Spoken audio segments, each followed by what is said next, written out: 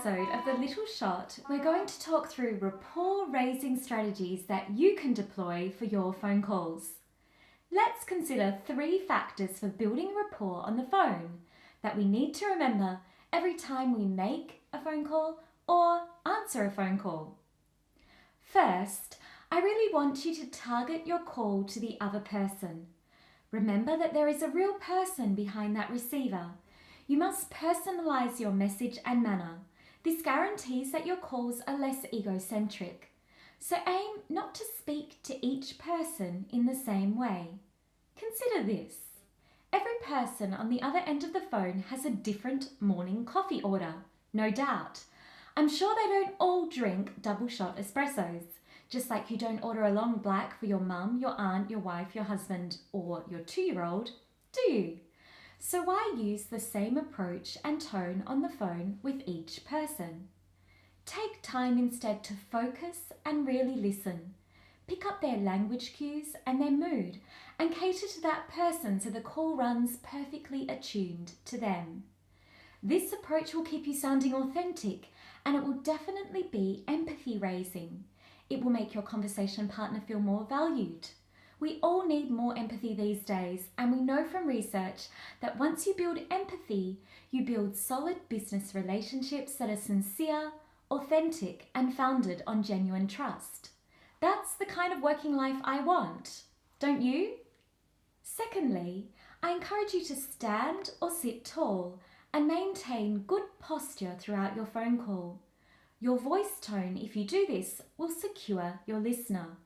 If your voice is croaky or unenergized, this transfers to listener impressions about your personality and attributes.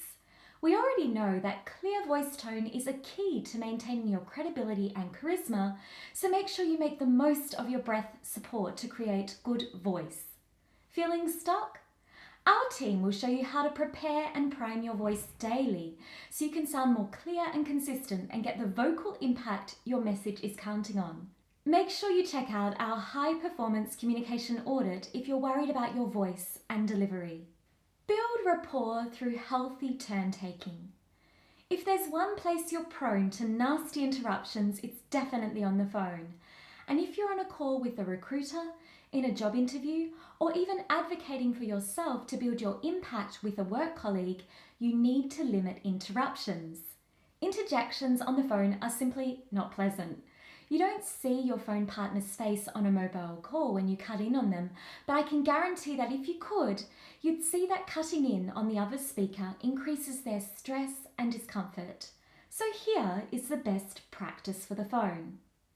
Firstly, I encourage you to minimize the chance of interjections by inserting 2 to 3 counts of silence between each turn or core statement.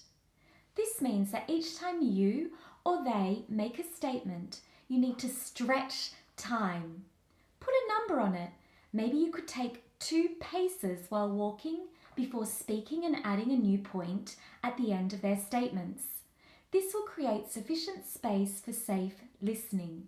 You may not get to speak as much as you normally would like, but in so doing, you will definitely build rapport.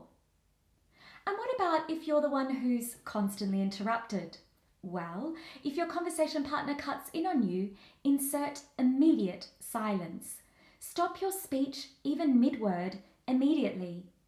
The silence will unsettle the other person and help them recall their phone manners, which is essential to building rapport. If they don't seem to care, let them interrupt you a few more times and apply the exact same strategy. Go silent immediately, stop mid-word. Most people, after 2 to 3 aggressive interruptions, start to notice they're hijacking the conversation and will definitely apologize. When it gets super imbalanced, they'll soon realize and start to give you more value if they want to build rapport with you. This then ensures mutual ownership for maintaining rapport on the phone.